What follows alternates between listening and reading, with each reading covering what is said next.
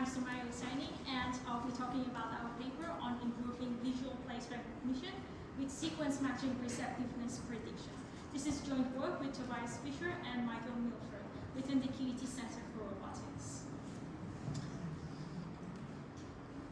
So in this work, we focus on the visual place recognition task, which is that given a query image, can we find the matching reference place among the large set of previously visited places. VPR is directly applicable to downstream tasks like global relocalization of mobile robots and SLAM.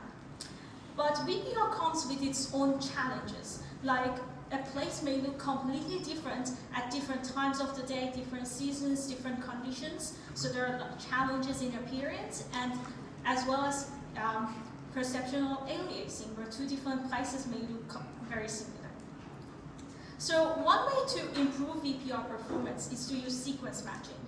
Sequence matching uses multiple reference and query frames of previous frames to match the current query, as opposed to a single match, we're considering multiple images. But it may fail with speed or path changes. So the motivation behind our work here is that we know that VPR performance can degrade under appearance change, and sequence matching helps, but maybe not always. So can we predict when sequence matching will help?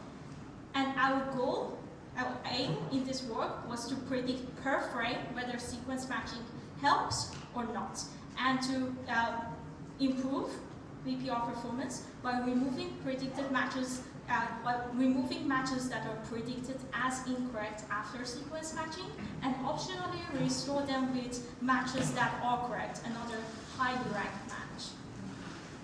So for our methodology, we used a simple MLP classifier, a multi-layer perceptron, for our training process. We first extracted predictor attributes from the distance scores of the query and past frames, and then we fed them to our classifier to predict match correctness after sequence matching.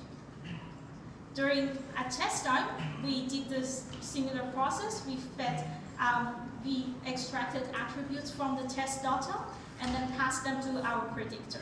This time we were looking at the predictor output to tell us about the match correctness after sequence matching, and we used that to remove matches that are predicted as incorrect and potentially replacing them with another top match that is predicted as correct. So for how we selected predicted attributes, we looked at the distance scores of the query and past frames, and we were specifically looking at trends of the previous matches and how well the matches are for the previous frames and the current frames. And we basically used the ratio between the sum of the value cells that are shown in orange.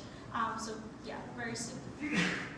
And our results show that, these are the results, and our results show that by using our predictor to remove the matches that are predicted as incorrect, we gain an improvement over the area over the precision and recall curve.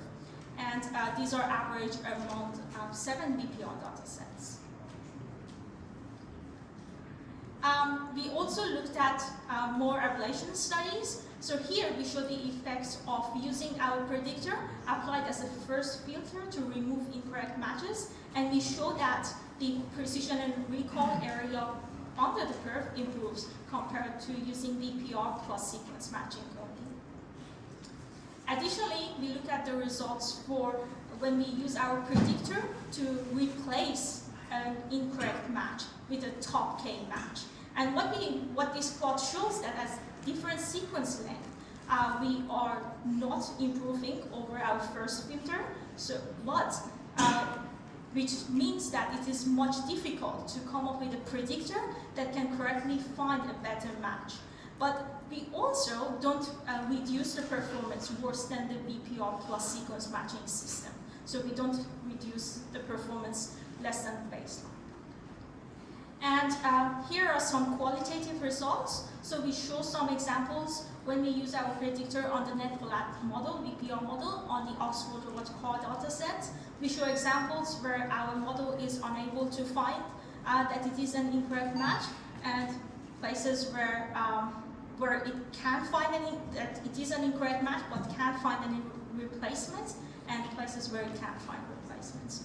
Alright, so that's everything for future works. We have a few research directions improving our model and trying to optimize it for real-time performance. And that's everything. You can come and ask me on the poster sessions if you have anything to know about. Yeah.